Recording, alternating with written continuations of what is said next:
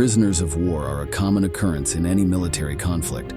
According to the Geneva Conventions, every captured soldier deserves humane treatment, access to food and medicine, and a fair trial. However, in World War II, these rights were completely ignored, not by just one country, but by almost all participating nations. Imprisoned combatants were constantly subjected to hunger, cold, beatings, and torture. They were even executed en masse, without first going through any kind of military tribunal. While it may be thought that the Nazis were the most accustomed to carrying out these brutal actions, they were not exempt from suffering them. Millions of Germans died in American and Soviet detention centers. Their jailers showed no mercy to those they saw as the cause of the entire conflict, so mercy was an unthinkable concept for them.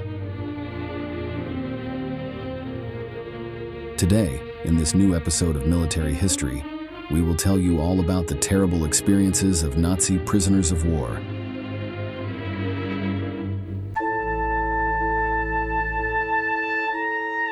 On September 1st, 1939, Adolf Hitler gave the order to begin the invasion of Poland.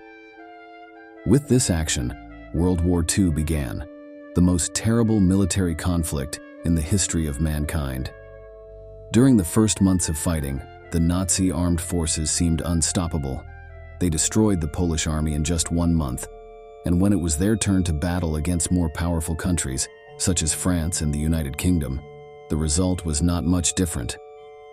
By June 1940, almost all of Western Europe was in their hands. The English had been forced to retreat to their territory, and the Führer walked triumphantly through the streets of Paris.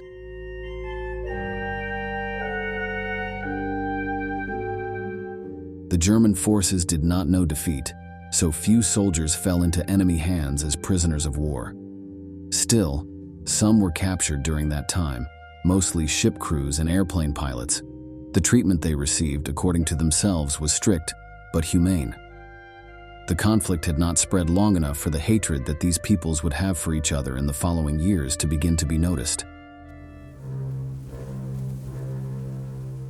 Despite the good treatment most of them received, several prisoners tried to escape and rejoin their armies. After a few escape attempts, most of them unsuccessful, the British began to move their captives to camps in Canada. Thus, they would have no chance of rejoining the German armies. Another reason why the British did this was that food and other necessities were becoming scarce, and their citizens and combatants had priority over the enemy. Because of these issues, in the first years of the war, the detention centers on British soil were generally empty, holding at most 2,000 people. But the number of captives, and also the treatment they received, were about to change. By mid-1941, practically all of continental Europe was under Nazi control. The British Army, the only regular force still facing the Germans, was fighting them in North Africa, in a very changing scenario in which neither side could gain the upper hand. But Hitler was not satisfied with these results. The German leader was still eager for more territory, and he had already set his next target. It was the giant to the east, the Soviet Union.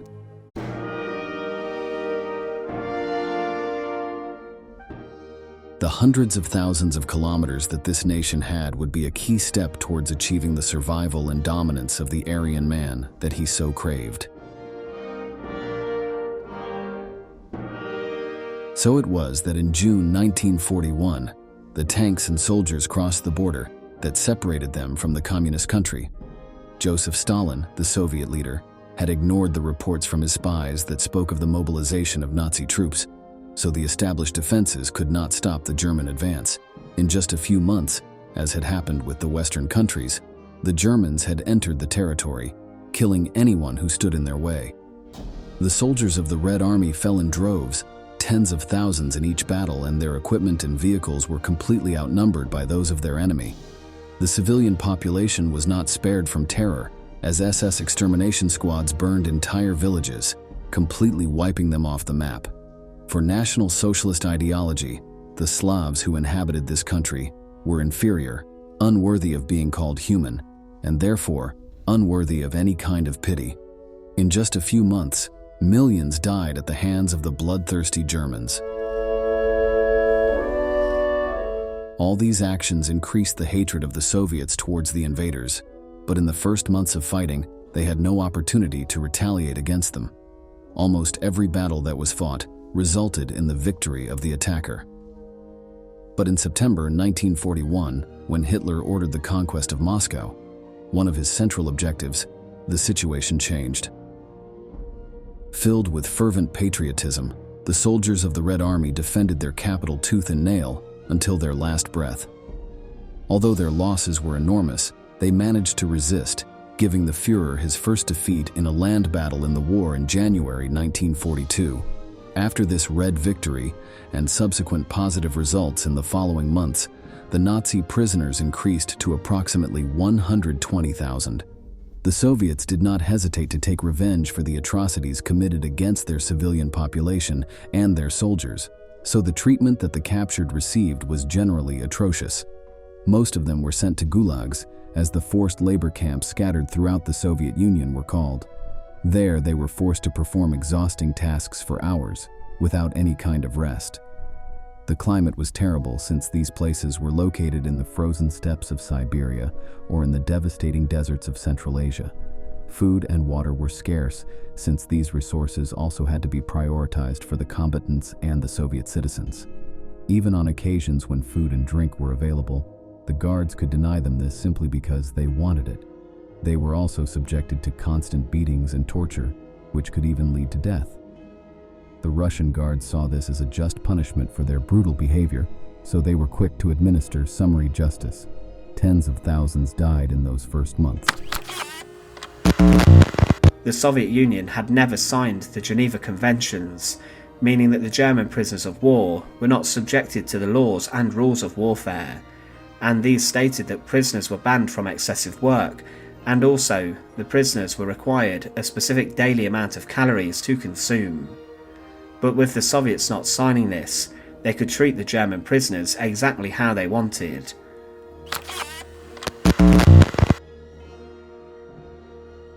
But the German situation was about to get even worse, because an old enemy had returned to the fray. By late 1941, the United States had joined the war on the side of the Allies. Emboldened by the new forces, the Western powers stepped up their attack in North Africa the following year, beginning to take the lead. The number of German prisoners grew accordingly, reaching hundreds of thousands. The Americans and the British had decided to split the housing of the captured in half, but because British resources remained low, Uncle Sam kept most of them. The requirement he laid down was that they be allowed to use them as a source of forced labor, just as the Soviets did. Conditions in the American camps were not good, but not only because of the cruelty of their jailers. The country had no experience in the logistics of prisoner centers, so food, clothing, and shelter were constantly in short supply. They were forced to work on farms and other factories, but in some prisons, captured soldiers received a modest wage in exchange for their forced labor. Many Germans were content with their treatment on American soil, even arguing that they lived better than before the war began. They were allowed to play sports, drink alcohol, and even on special occasions, take walks outside the prisons, always accompanied by guards. Some African American soldiers noted that many Germans were treated better than they were, and that they had access to certain luxuries that they were not allowed to enjoy. To many POWs, the camp was a life of near luxury. One Luftwaffe fighter pilot said, "It was a tough camp, but by the German standards, it was still like a vacation. We had good food, just the standard issue American food as prescribed by the Geneva Convention. The professional cooks that we had among the prisoners made an excellent dinner out of it." Still, not all Nazis had been won over by the treatment of their captors. Some of them, most of them taken prisoner at the height of the Reich's triumphs, remained loyal to their party and viewed the Allies as their bitter enemies. These people often intimidated other prisoners into joining labor strikes, or even tried those accused of collaborating with the Americans. They went so far as to attack prisoners, sometimes killing them. They often made their deaths look like suicide, claiming that they had been killed by the Holy Spirit. Dozens of such fatal assaults are recorded, and when discovered, the guilty Germans were sentenced to death. Despite this, most Germans preferred to be captured by the Americans than by the Soviets. Rumors had reached them of what happened to Red Army prisoners, of the torture, the horrible conditions, and the agonizing deaths that awaited them. The Nazi leaders, far from wanting to silence these fears, encouraged their spread, as they wanted their soldiers to fight to the end. This was precisely what happened in the Battle of Stalingrad, a conflict that, according to many, marked the beginning of the end for Hitler's Third Reich.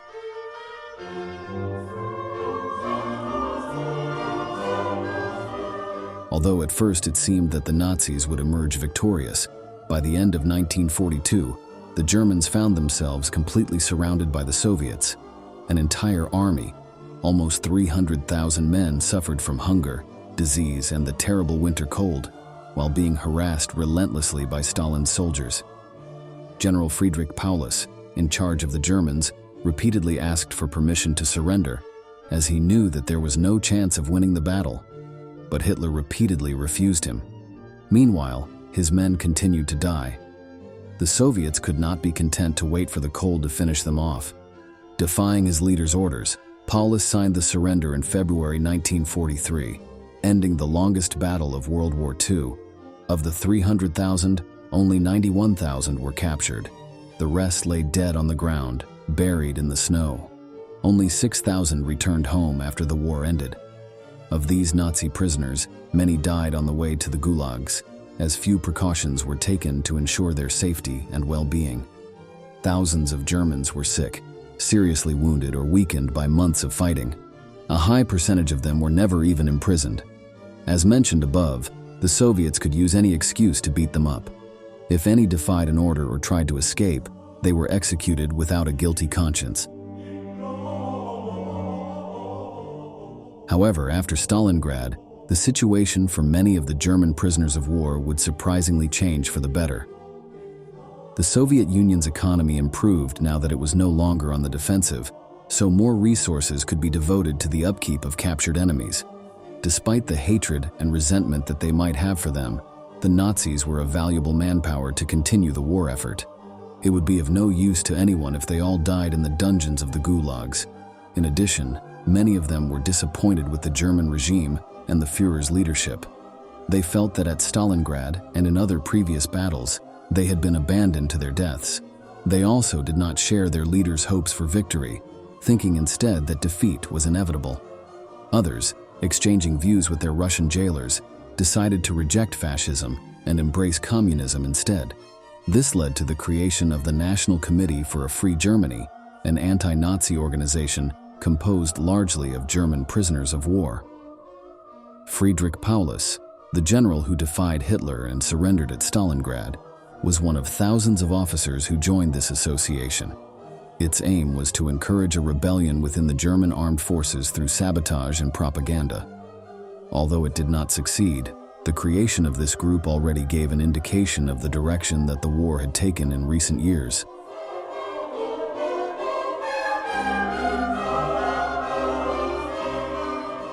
The number of German prisoners in 1943 to 44 only increased. On the one hand, the Soviets launched the so-called Operation Bagration, a massive attack on the territory of Belarus. As a result, the number of prisoners doubled in just a few months. The gulags were almost overwhelmed, and many new facilities had to be built. They also took advantage of the large number of prisoners to demonstrate to the world their superiority over the enemy by organizing a parade of prisoners through Moscow. Operation Great Waltz, as the Soviets codenamed the parade, was a huge logistical operation. Firstly, from among the hundreds of thousands of prisoners, the Soviets selected 57,000 Germans that were actually capable of marching several kilometers, and set up field kitchens to ensure that these selected groups of POWs were well fed prior to the march. And it's common knowledge that the Red Army was not usually so accommodating to German POWs. But importantly, the selected Germans were not allowed to wash and tidy themselves or their uniforms up before the parade. For propaganda reasons, the Germans had to look humbled and defeated before the world's eyes. Things were no calmer on the Western Front. On June 6, 1944, the Allies invaded the Normandy coast on D-Day, beginning what many consider the final stage of the war. By this point, the Germans were on the ropes. Most of their best trained and most experienced troops were dead or languishing in concentration camps. Not much remained but poorly equipped children and old men, many of them civilians forced to take up arms and join the defense. Still, the orders from the Reich leaders were to fight on to the death. Not surprisingly, entire divisions decided or were forced to surrender as the Allies advanced on both fronts. Each unit that laid down its rifles made it more likely that another would follow suit, creating a domino effect. Dwight Eisenhower, the supreme commander of Western forces in Europe, called the Germans a defeated army. My brother fought alongside me. He was killed right in front of me, stabbed with a bayonet.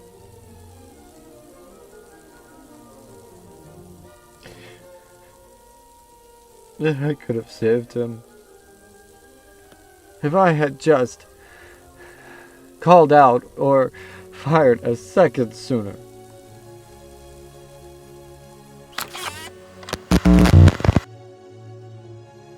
It is believed that by the last months of the war in 1945, 60,000 German soldiers were surrendering every day. Because of the infamy of the gulags, surrenders were rare on the Eastern Front. There, Nazi divisions would fight to the death against the Soviets, surrendering to their cruel fate in order to avoid falling into their hands. However, when they were fighting against the Americans or the British and saw that defeat was inevitable, they more often chose to ignore Hitler and surrender. Still, the Americans did not always behave in the way the Germans expected. There were many cases where, after being taken prisoner and before being transferred to concentration camps, the captives were simply executed by their guards. The only reason they had for doing this was that they did not want to have to deal with them. When their superiors asked them what had happened, they would invent an escape attempt or an attack on them, because of which, in self-defense, they had shot them down. Generally, when this happened, no in-depth investigations were made to find out the truth.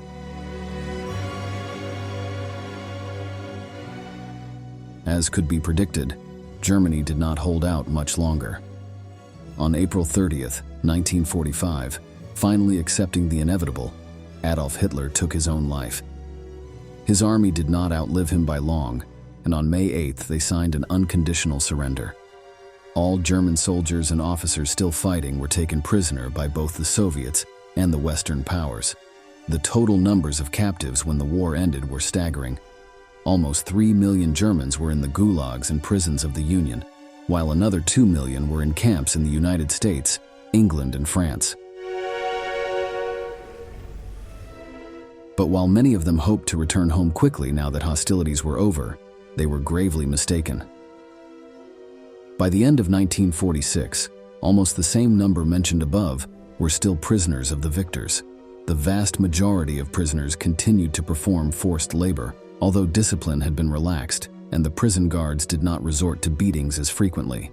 With the establishment of the German Democratic Republic on 7th October 1949, under the influence of the Soviet Union, many prisoners were repatriated there to continue serving Stalin's regime. Tens of thousands remained in prison, accused of serious crimes. It was not until 1956 that a number of prisoners were released. In the United States, things were not much different. In violation of the Geneva Conventions on Rapid Repatriation, Germans were forced to work in both America and England and France until the late 1940s. Their conditions even worsened slightly after the end of the war, as the atrocities carried out in the concentration camps were exposed. For many, these displays of cruelty did not make them worthy of good food rations. Working hours were also increased in some cases. Before being sent home, Germans were forced to watch documentaries about these extermination camps, so that they would be confronted with the barbarities carried out by the Reich they served. However, this measure is believed to have been largely unsuccessful, as most denied having been involved, or even having any knowledge of what was going on in these places. In the following years, many managed to return home. Some, happy with the treatment received in America, emigrated there and formed families with whom they lived out the rest of their days.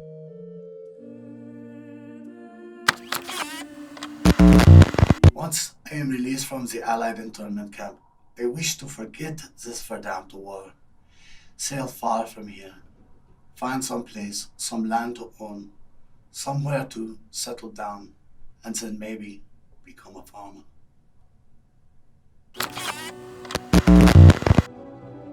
But many others were not so lucky. It is believed that approximately 10,000 prisoners died in the concentration camps of the Western Allies, victims of disease, malnutrition, or torture. Still, this figure pales in comparison to that of the gulags. 1 million Germans met their end in these terrible places, deprived of any kind of shelter. For many of their jailers, this fate was nothing more and nothing less than what they deserved.